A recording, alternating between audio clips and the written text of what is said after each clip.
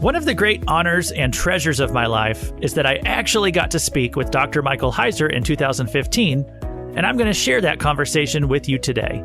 Now, not only did I speak with him, this was also the first time I'd ever even heard of the guy, and he was just not really a big name yet. His epic work, The Unseen Realm, released that year, and so that was the book that really put him on the map. Now, at that time, I hosted a radio program where I interviewed Christian authors, and an advanced copy for Michael Heiser's book, Supernatural, came across my desk, and I thought it looked interesting, so I requested a conversation, and that is how I met Michael Heiser, and my life has never been the same since. I've actually read every book he's written up until he sadly passed away from cancer in 2023. In fact, this week, I'm finishing The Unseen Realm, probably for the third or fourth time. It has a new and updated, expanded edition, by the way. And anyway, thank goodness I kept a record of my old interviews, because I was actually able to go back and find this brief discussion that I was able to have with him. And so I'm just going to share that with you today. Next week, we'll get back into our Book of Enoch series. I'm just taking a brief break from that here in April, because I want to share, well, first it was last week's and now this week's special interviews. And so a couple notes before we begin. Back in those days, I used a radio name. Okay, this is for real. But when I come on here in a minute, it really is me. I think you'll recognize my voice. I'm not going to say that my name is Luke Taylor. I'm going to introduce myself as Clark Matthews. But anyway, it really is me. I just had a secret identity back then. I still think Clark is a way cooler name than Luke, but I don't use it anymore. And then 2, this is really embarrassing. I actually mispronounced Dr. Heiser's name all through the interview. And I cringe so hard whenever I hear this now. I don't know why he didn't correct me. Maybe he didn't catch it. I even call him just Michael in the interview. And I'm just I'm cringing. I'm like, you call him Dr. Heiser. You don't call him Michael. But I do remember he was very kind off the air, both before and after the interview. I mean, I didn't realize at the time what an incredible person I was speaking with. But I just remember him being very patient and humble.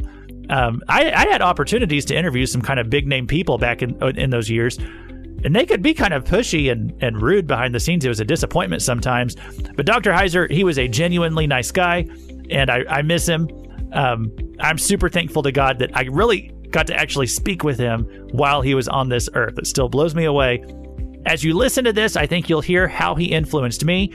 I probably barely even knew what a podcast was in 2015, but in this interview, you will probably recognize the seeds of my own thought process about the Bible, which led to a podcast like this even existing. And so with that introduction, let's get weird with Clark Matthews and Dr. Michael Heiser. Welcome to today's edition of the Author's Corner here on KNEO 91.7 FM, The Word. This is Clark Matthews, and today we're speaking with Michael S. Heiser, talking about a new book he has called Supernatural. It's what the Bible teaches about the unseen world and why it matters. And this is from the Lexham Press. We'll have some more on them at the end of the program. I'll tell you a little bit here about the author. Michael S. Heiser has an MA and a PhD in Hebrew Bible and Semitic Studies from the University of Wisconsin-Madison. He's taught at a college level for 12 years before accepting a position at Logos Bible Software with a focus on producing ancient text databases and other digital resources for the study of the ancient world and biblical studies. He's now the scholar in residence at Logos and a regular contributor to parent company Faith Life's Bible Study magazine. And Heiser advocates that the common person can't afford to ignore the worldview of ancient peoples and doesn't need to be protected from the strange elements found on the Bible's pages. Difficult passages don't need to be explained away, but understood through restoring the supernatural perspective of the ancient Bible writers for today's readers. And Michael, that sounds very interesting, so we're glad we could have you on the program today. Yeah, thank you for having me. Yeah, I guess to start off, how about you just introduce to us what this book is about, Supernatural? Well, Supernatural is a sort of condensed version of another book called Unseen Realm. Supernatural is sort of directed at everybody, not just people who are accustomed to reading academic material. So it's the core ideas are really, it's not just about angels and demons. The supernatural world of the Bible is a lot bigger than that. There are other characters that people aren't going to be as familiar with. Mm-hmm. But other than just the characters, it's really about how the unseen world, again, the world of the supernatural, intersects with our world and how that sort of plays out in the biblical narrative and in biblical theology. And so we mentioned some parts about your academic background there in the bio, but what has been really helpful as far as the things that you've studied in the past and the degrees you've gotten? What's been the most helpful for a book of this type? Oh, I think without a doubt, it's really the time that I've had to spend in ancient Near Eastern worldview, and that is the worldview of the Bible. You know, a lot of Christians especially are sort of taught that the right context for interpreting the Bible is their own context or their own Christian tradition or the wider Judeo-Christian world of the Church Fathers or something like that. It's actually none of that. The correct context for understanding the Bible is the context or worldview that produced it. Mm-hmm. And so really sort of knowing how that person thinks, how the ancient Israelite would interpret their Bible, how the ancient Jew would interpret their Bible, what they would talk about when they read it if you asked them questions. To do that, you have to sort of have their head in your head, their mind in your mind, and really the way you do that is to study all the stuff that surrounds them, all the cultures and the civilizations and the set of ideas that they would have grown up in. You know, there's probably a lot of things in the Bible that people just kind of read through and they don't really slow down to think about what's really going on there, especially strange stuff in the Bible that, especially to us who are just so naturally minded today, that it can be hard to believe those things, especially what it says about the unseen world. Christians, it surprises people when I say this, but I think when you really get into it, they see that it's true.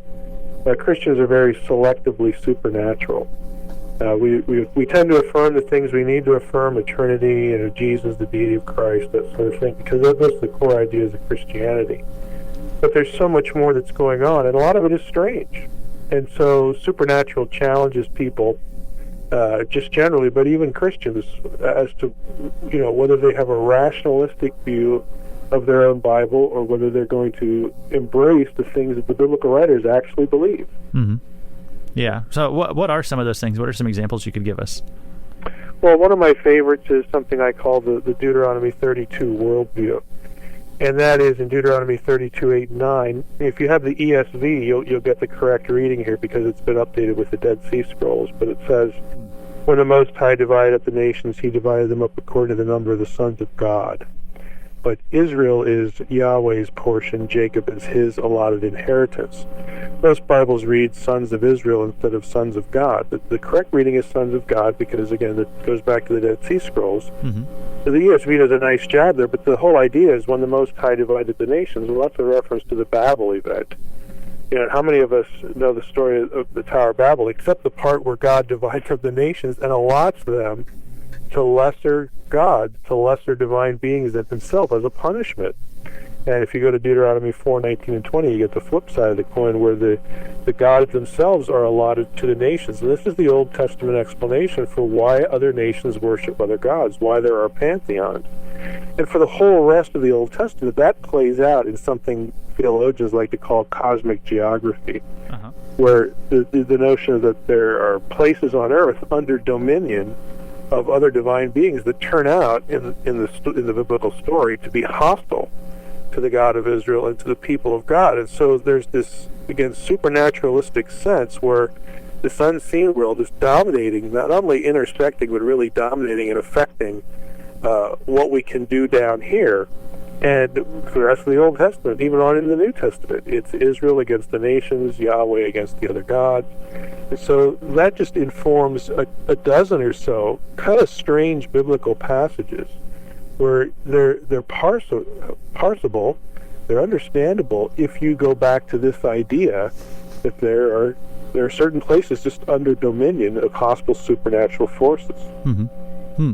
Yeah, that's pretty interesting. So how do you think that someone, after reading your book, is going to look at the Bible differently? Well, I think supernatural really tracks on two ideas, and one is our status and our inheritance as believers. And when I say status, I mean, we're used to terminology like sons of God, children of God, adoption language in the New Testament. All of those ideas that sort of affect how Christians look at themselves, all of them have Old Testament antecedents. And they're all, curiously enough, linked into the supernatural world.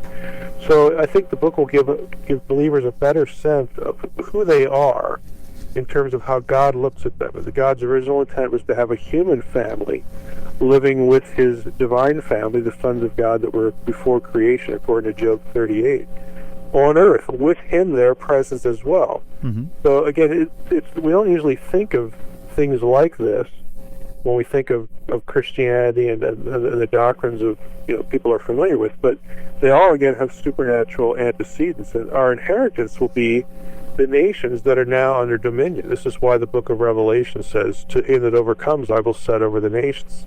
That's why Paul said in 1 Corinthians 6:3, "Why are you fighting among each other, going before secular judges? Don't you know that you're going to judge angels?"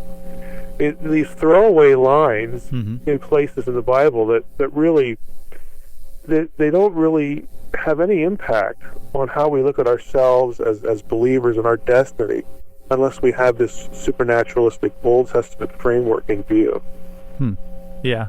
Yeah, it sounds like there's a lot of things there in the Bible that would just kind of make more sense whenever you have that framework to look at them through. Yeah, my motto is, if it's weird, it's important. Yeah, that's true, because there usually is something there. That's deeper. Do you think that America, that we've kind of disadvantaged ourselves because America is just like so science reliant, I guess, and they're so dependent on just what we can see with our own eyes? And do you think that it's kind of deadened us to a lot of these things in the supernatural world around us? I really do. I mean, I'm not an enemy of science, because, theologically we have general revelation, and we're going to know more and more and more about that as time goes on. And that's going to inform us about God. Paul talks about that in Romans 1. But I agree with you that we've been just trained culturally to think that unless I can detect it with my five senses in sort of a normal, path through life or through my day, it can't be real. And I do think in the West, we have just been sort of reflexively put there. Even as Christians, we just sort of grow up in that culture, and that's the way we approach things. And that's diametrically opposed to the way a biblical writer would have thought. Yeah, definitely. Well, again, this book, it's called Supernatural. If you just tuned in, we're speaking with Michael S. Heiser. And Michael, before we go, where could people find out more about this book and more about you as well? Well, they can always go up to my homepage. That's DRMSH, not surprisingly, doctor, and then my initials, Michael S. Heiser, drmsh.com, or they can go to amazon.com and look up Supernatural there. All right. And you also have a couple of blogs, is that right? Yes, I do. One is called The Naked Bible, which is a catchy way of saying, hey, it's just the Bible, it's nothing else thrown into the blender there. And I also have a blog called Paleo Babble, where I blog about really strange ideas that people have about the ancient world. So people can look at all my blogs, get all the links to everything else I do if they go to my homepage, which is drmsh.com. All right. Well, again, the book is called Supernatural, and this is from the Lexham Press, and they're located in Bellingham, Washington. And you can find out more about them at lexhampress.com. So again, the book is called Supernatural, What the Bible Teaches About the Unseen World and Why It Matters. And this is Clark Matthews, and that's your Author's Corner for today. Michael Heiser, thank you very much for being with us. Thanks for having me, Clark.